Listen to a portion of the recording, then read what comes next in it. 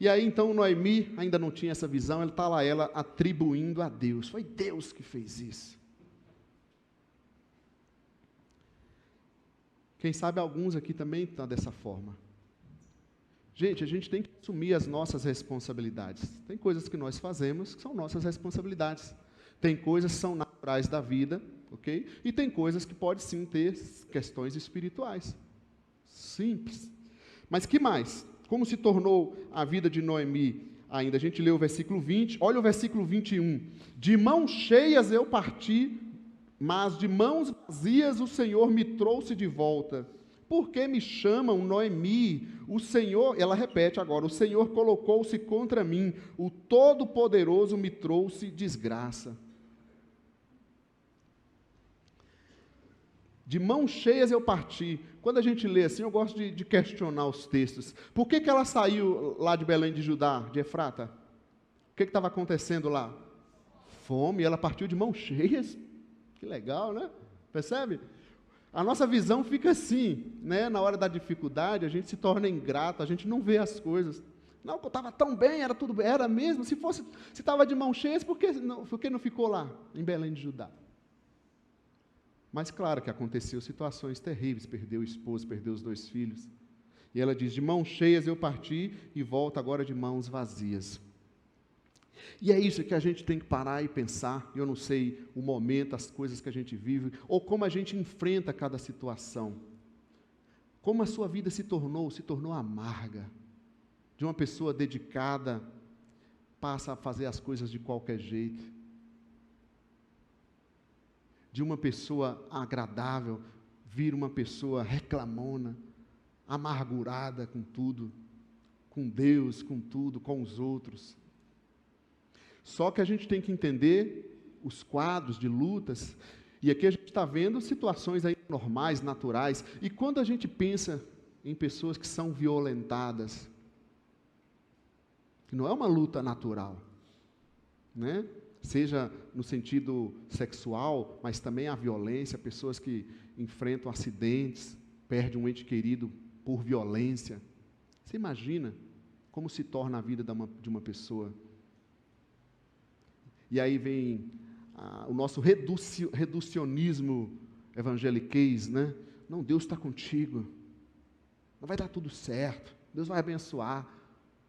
Isso é muito óbvio, muito pouco, gente. Não é assim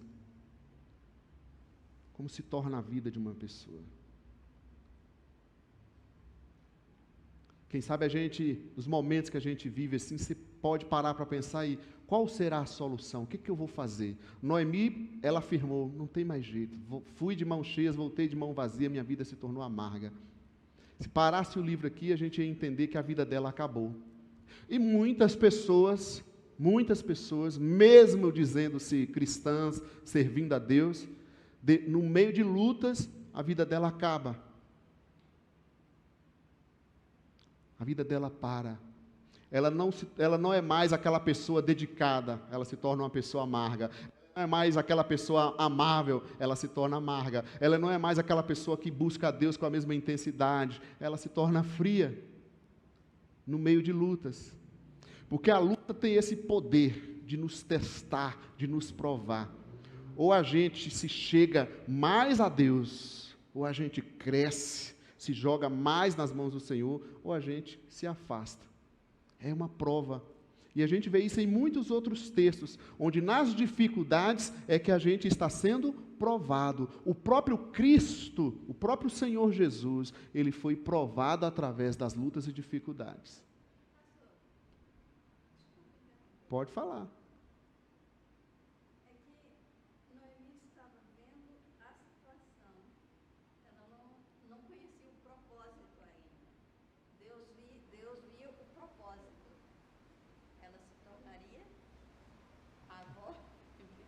Uhum. Ela entraria na família de Jesus Cristo e não sabe.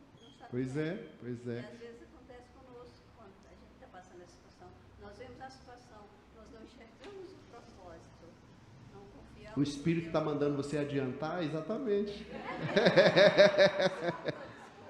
Não, perfeito, percebe? É isso que nos acontece. A gente para ali, a luta nos cega. A gente não olha mais para frente. A gente diz que tudo acabou. E eu gostei que você usou a palavra propósito, você vai entender mais para frente o que eu vou mostrar aqui. Eu não sei, gente, como a gente tem lidado com lutas, dificuldades, ou até o momento que você vive, ou também como nós olhamos para as pessoas, ou tentamos ajudar as pessoas. Eu tenho aprendido muito com isso, né? Como a gente ouvir e olhar para o outro, nos colocar no lugar da pessoa. Deixar muito esses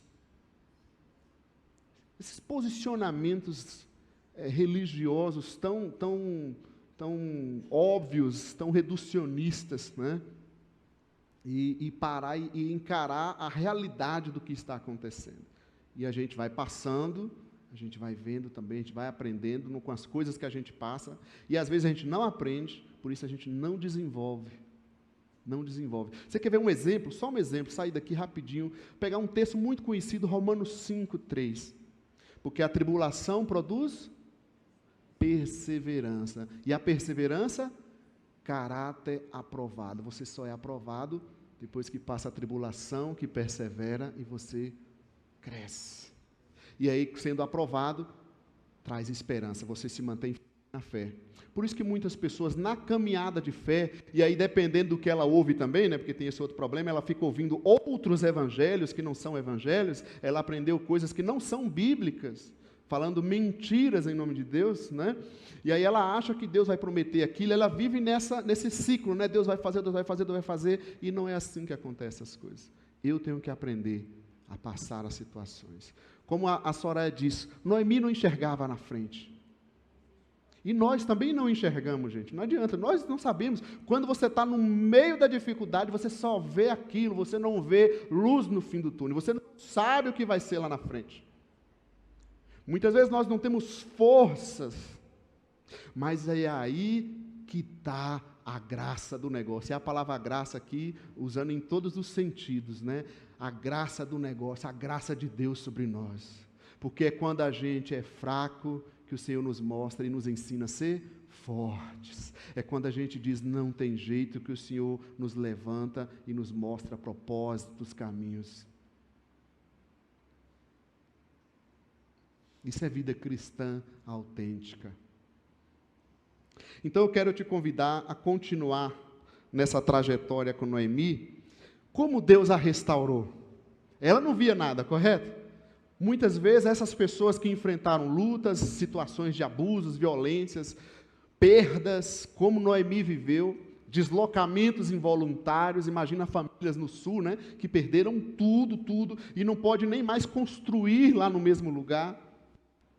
Como que é isso? E a gente diz, acabou tudo, não tem solução para a minha vida. Enfermidades que a gente vive e não muda e fica naquela situação. Como que Deus agiu? Que ela disse o quê? Foi o Senhor que fez tudo isso comigo, o Senhor me trouxe do nada. Fui de mão cheia, o Senhor me tirou tudo. Na visão dela, Deus estava tirando tudo. Deus trouxe aquele mal na vida dela. Eu sou da seguinte opinião, como eu já falei aqui, tenho muito claro para mim aquilo que é parte de Deus, aquilo que pode ser maligno e aquilo que são questões naturais da vida humana. Isso é simples. A última coisa que vou fazer é dizer, foi Deus que fez isso.